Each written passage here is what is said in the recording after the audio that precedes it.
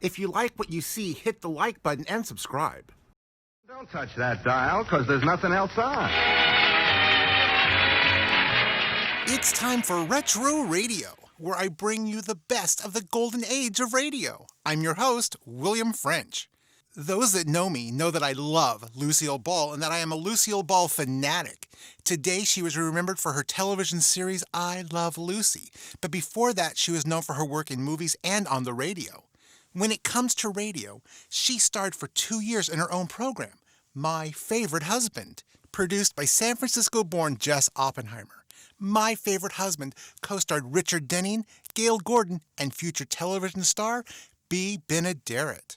Where Denny's career crumbled after the series ended, Gale Gordon went on to co-star with Lucille Ball in The Lucy Show, Here's Lucy, and her final series, Life with Lucy, in the 1980s. Benaderet is best known for her starring role on television's Petticoat Junction. In television, she first co-starred on the George Burns and Gracie Allen show for its entire 8-year run and was with them for over 20 years on the radio. Lucy, of course, went on to star in 4 television series and maintained a successful film career. She even starred on Broadway in the musical Wildcats. Today's episode of My Favorite Husband was first broadcast March 26, 1950. Now, I hope you enjoyed as much as I do. It's time for My Favorite Husband, starring Lucille Ball. Hello, everybody.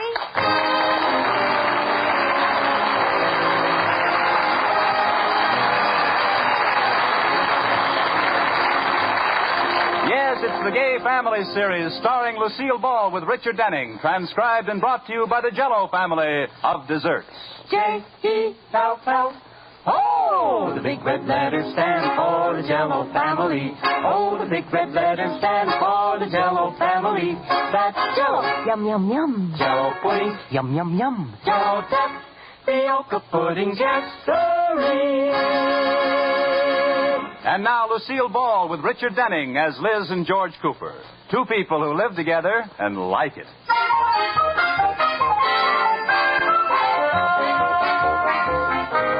As we look in on the Coopers tonight, George is just coming home for dinner after a hard day's work. Hi, honey, I'm home. Oh, hello, George. Give me a kiss. Oh, boy, am I glad the day's over. I'm going to take a nice hot shower and pile into bed. Oh, George, we're going to dinner at the Atterberries. Oh, I forgot. Can't we get out of it? No, they're having us over to meet somebody, a writer. Is Iris on a culture kick again? Oh, she's like a cat, always dragging home dead literary birds. Well, she says this writer's very famous and interesting. Writers are all alike. What do you bet this one will be an opinionated jerk in baggy tweeds with a smelly pipe and a beard? I'll bet you $1 million this one is a woman. Well, I suppose we'll have to go and spend a boring evening. What's its name? Margaret Baldwin. Margaret Baldwin. Mm-hmm. Baldwin? Hey, not old Maggie Baldwin. I went to college with her. Oh?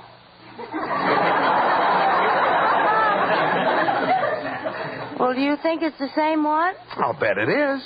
Maggie was always writing poetry for the school magazine, and she was editor of the yearbook. Sure, it's the same one. Well, I imagine she's the homely, intellectual type. Oh, not Maggie. Would you mind backing up a few words? I don't like the tone of your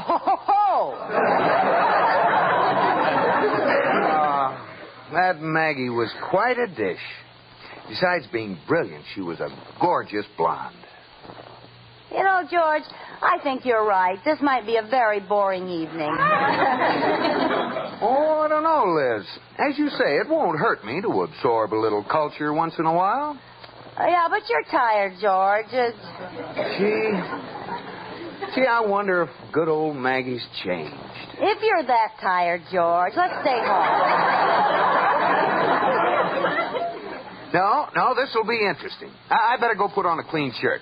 Oh, you don't have to. Oh, it's no trouble.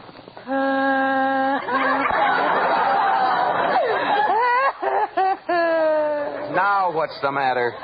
You didn't put on a clean shirt last night when you went out to dinner with me.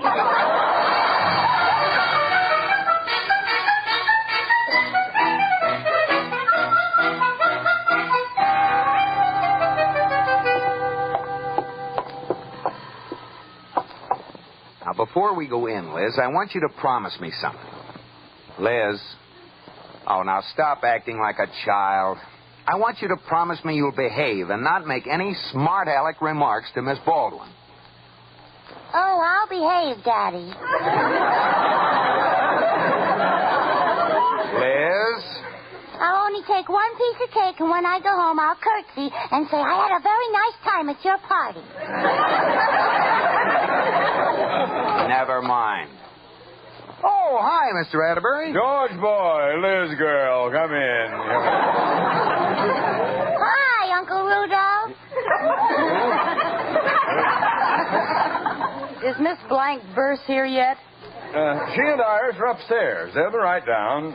Say, I went to school with Margaret Baldwin. I wonder if it's the same one. What's she look like? Oh, she's quite a girl, boy. A girl boy.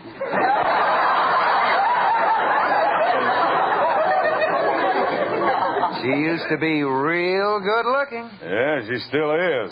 Wait till you get a load of her iambic pentameter. I'll bet it's died. Liz, iambic pentameter is...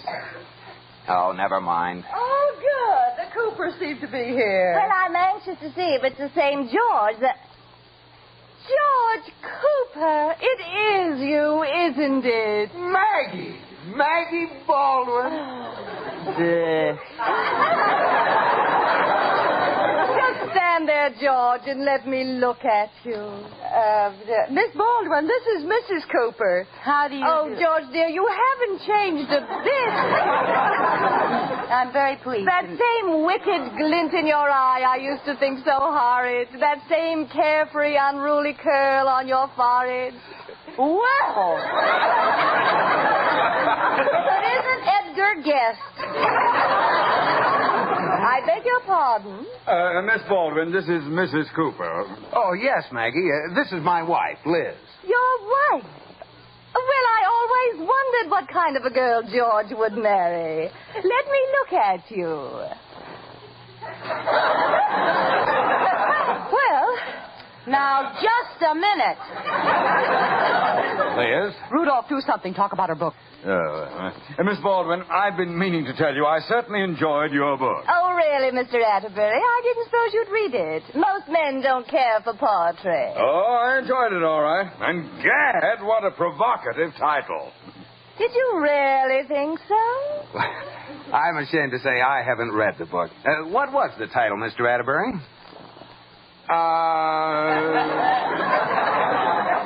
Yes. Look, let Miss Baldwin tell you. She can say it with more meaning than I can. What was the title, Maggie? Poems.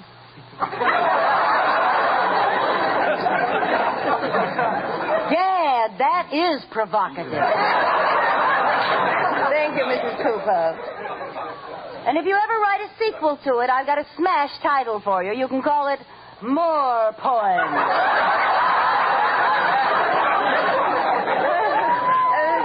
Miss Baldwin, didn't I read something about you judging a playwriting contest on the local radio station? Oh, yes. The purpose of my trip is really to stimulate interest in the art of writing. This radio contest is a helping hand we professionals lend to beginners. That's nice. Very sporting. I'm also giving a lecture at Town Hall on how to get the most out of Kipling.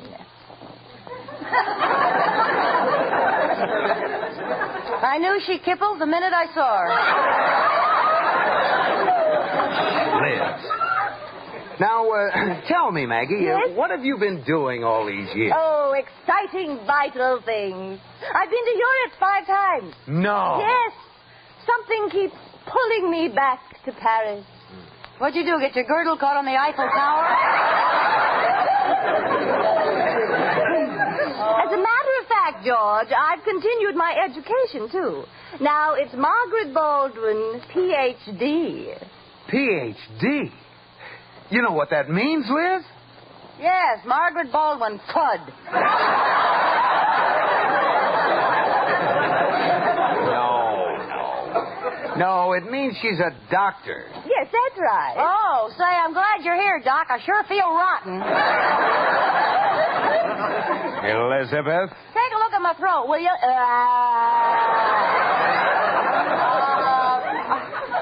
I think we better go into dinner. I think so, too. Maggie, will you take my arm? Oh, thank you. My arm, Lotus Bud? Oh, thank you, Rudolph. Will you take my arm, Liz? What, that skinny old thing? Well, all right. Ow! Not so tight, you're pinching.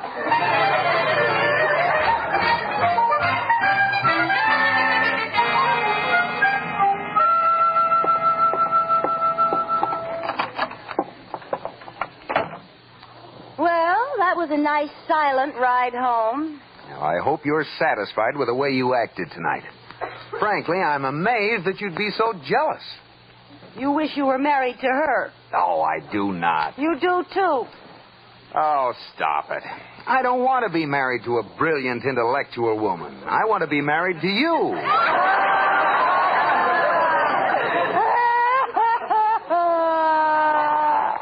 Oh, honey, I'm sorry. I didn't mean it the way it sounded. I love you. Well, I don't blame you for being attracted to her. But don't forget, I gave up my writing career to devote myself to marriage. Your writing career? Yes. I used to write, and well, too. You may not know it, but you're looking at the president of the Shortridge High School Scroll and Quill Club.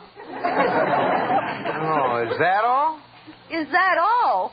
I won the senior class essay contest. I was on my way to becoming a shining literary light. Well, what happened? I married you and cut off my current. I apologize to posterity. I gained a wife and the world lost a great writer. You don't believe me, do you? Well, I still have a copy of that essay in my scrapbook. I'll show you. Oh, Liz, I'm tired. Right here. Here it is. Thoughts of a graduating senior. As graduation approaches, there is a lump in my throat. My head is in the clouds, but my feet are on the ground as I stand at the crossroads, looking backwards and facing the future with a smile.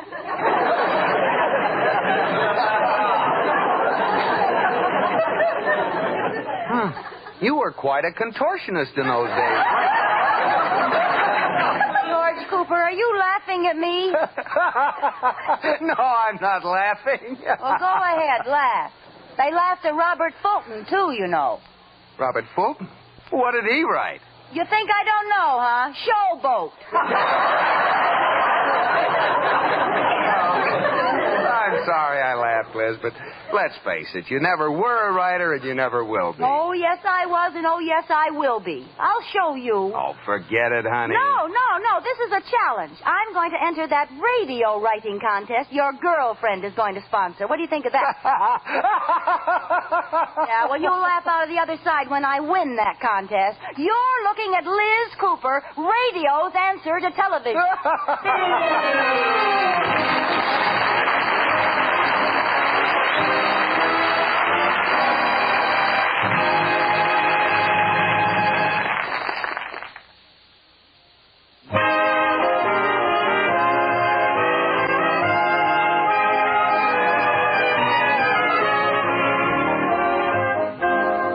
As we return to the Coopers, we find Liz anxiously waiting for a phone call, which will tell her whether she won the radio script writing contest or not. Oh, I wish they'd hurry and call, George. I haven't left this telephone all day. Oh, there it is. That's them. I've won. Where's the telephone? Where's the telephone, George? Where's the phone? In your hand. You're running around the room with it. Oh.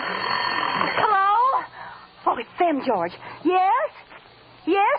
This is Elizabeth Shakespeare. Shakespeare? I used the pen name. What? I did? I am? Oh, George, I won. I'm one of 3 finalists. Good. Out of how many? Out of how many? Oh. Tomorrow night, huh? Yes, I'll be there. Oh, thank you. Goodbye. Oh, George, I can't believe it. They're going to put the 3 best scripts on the air tomorrow night and then pick the winner. And I came in 3rd. Out of how many? Imagine me having my script done on the air.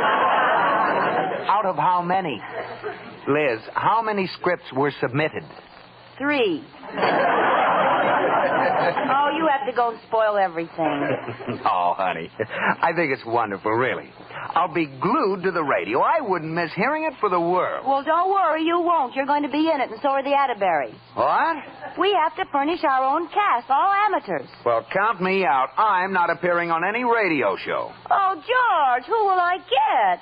The part calls for a handsome, dashing adventurer who sweeps all the girls off their feet with his great personal charm. Well, what are you standing there for? Let's call the Atterburys and get started. You are listening to Retro Radio on UrbanKnightsRadio.com, coming to you from the Academy of Art University in beautiful downtown San Francisco. Now let's get back to Lucille Ball in My Favorite Husband. We came over as soon as we could, Liz girl. Well, I sure appreciate it, Iris. A lot of silly foolishness, dragging me out on a cold night to be in some silly play. Don't let him kid you, Liz. As soon as I told him about it, he pushed me aside, ran up to the attic, and started looking for his tights. Shouting at the top of his lungs, to be or not to be. Please, Iris, that's not the way to say it. To be or not to be. That is the question. Yes, dear, but not Whether now. it is nobler in the mind to suffer the slings and arrows of outrageous fortune, or to take arms against the sea of troubles, and by opposing, end them. Rudolph. To die. To sleep. No more. That's right, Rudolph. No more.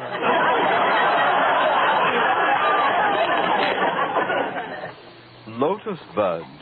Look, everybody, let's get started, huh? Now, here are the scripts. See, it's a mystery soap opera entitled John's Other Whistler.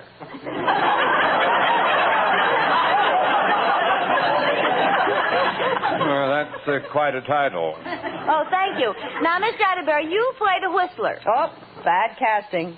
He's got the weakest pucker in town. Iris.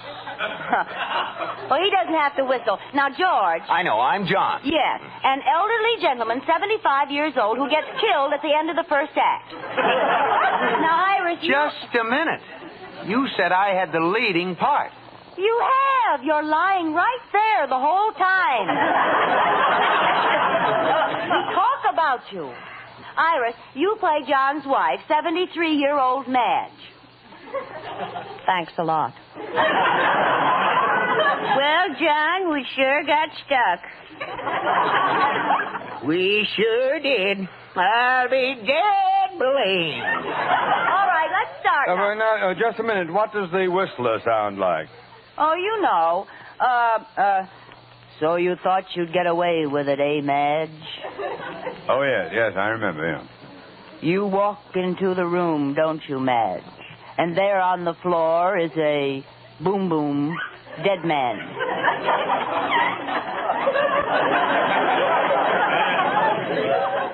What's that boom-boom business? Well, I don't know, but if there isn't a boom-boom, it isn't a whistler. Now, here we go. Well, what are you going to do, Liz? Well, don't worry about me. Besides being the writer, I'm also the director, the producer, the sound effects man, incidental voices, and the music. Oh, pardon me. Orson? Go ahead, George. You be the announcer. Okay. Presenting John's Other Whistler. Written, produced, directed, edited, sound effected, and musicked by Liz Cooper.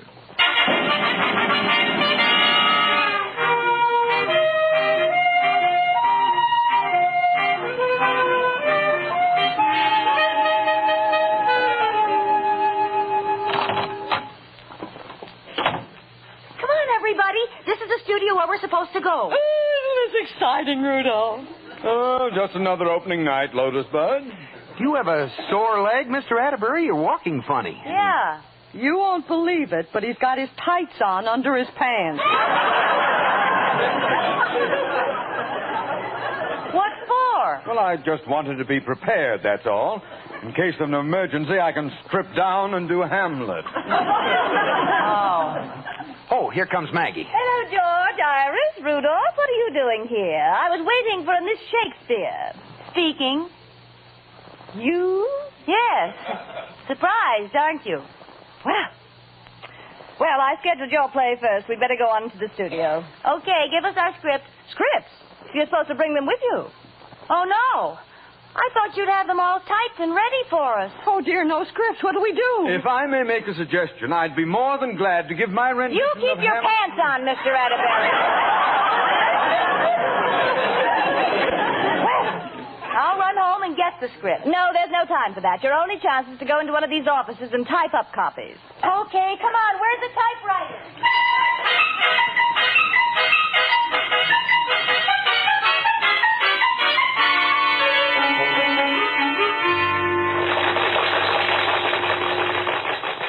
That finishes our second original radio script by Mrs. Virginia Hall. And now, here's your script, everyone. I never typed so fast in my life. And now, our third and last script, written by Liz Cooper, entitled, may I have a script, please? Here. The quick brown fox jumps over the lazy dog. No, I was practicing typing. The title's next. John's other whistler. Well, go ahead. Yeah, go ahead. I'll do the sound effect. This is the story of John and Madge, two people who live together and loathe it. As we look in on them today, Madge is saying, John, we've been married 65 years today, and there's something I think you should know. what? I don't like you.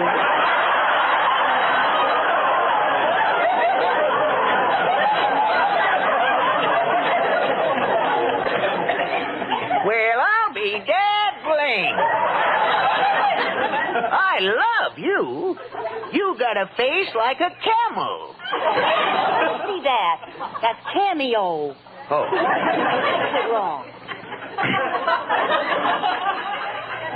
You got a face like a cameo. Your mouth is like a rosebud. And your nose is continued on the next page.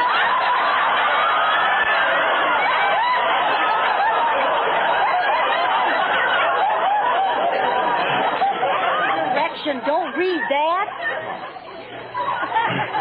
Your nose is like a button. I don't care. I'm leaving. I got me another liver.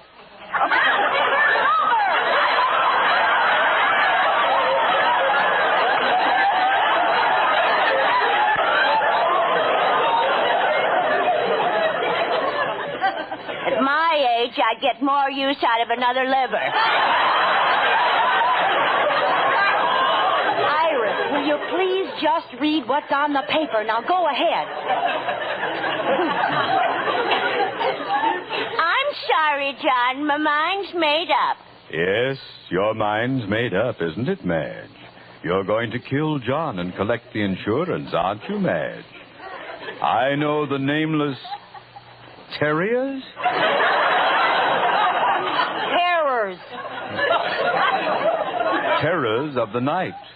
For I am the whistler. Liz, you have a sound effect here. Oh, I forgot. Take it again. Yeah. For I am the whistler.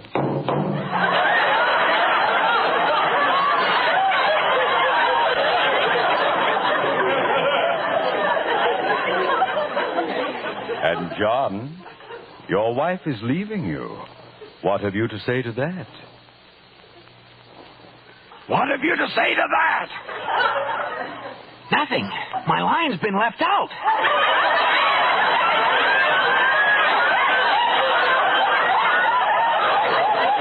Let's go for my line, Liz. All right.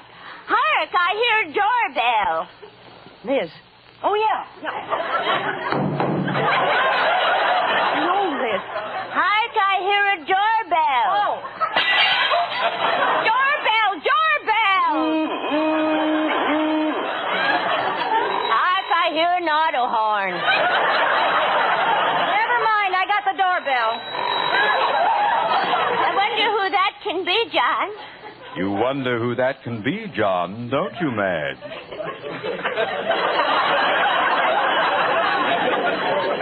So do I. That's the last page I've got. Say something. Yeah. To be or not to be?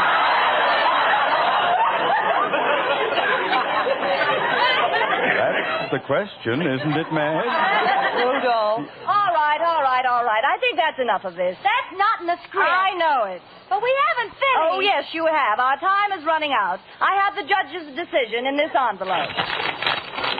The prize for the best play goes to the comedy written by Liz Cooper.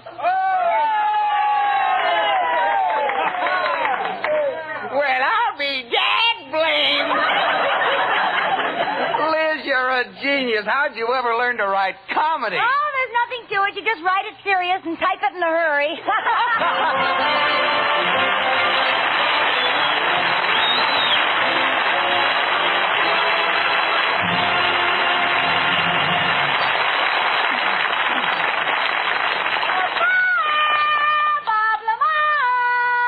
Yes, Lucille.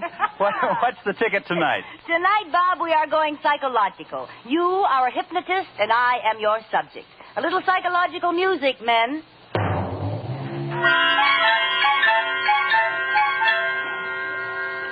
You must be the subject they sent over for my experiments. I'm going to hypnotize you and change your personality. No. Yes. Now read this.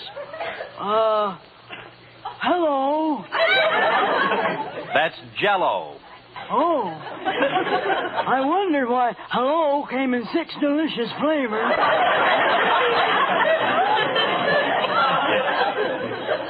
You can't taste hello. It's a word. I know. Now, if you'll just Hello. Hello.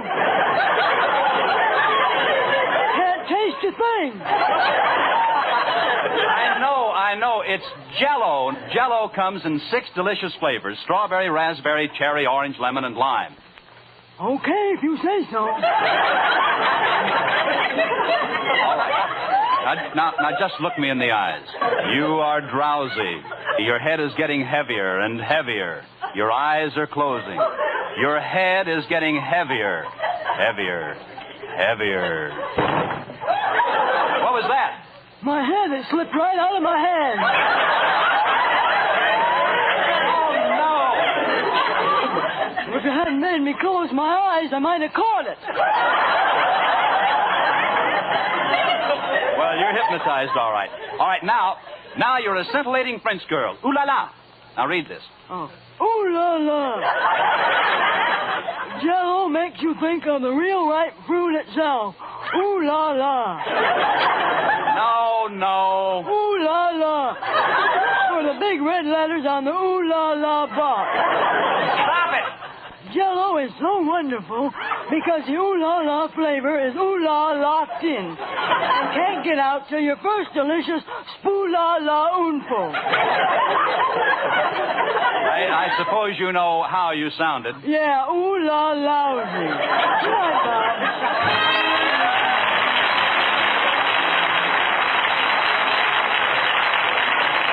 You have been listening to My Favorite Husband, starring Lucille Ball with Richard Denning, and based on characters created by Isabel Scott Rorick.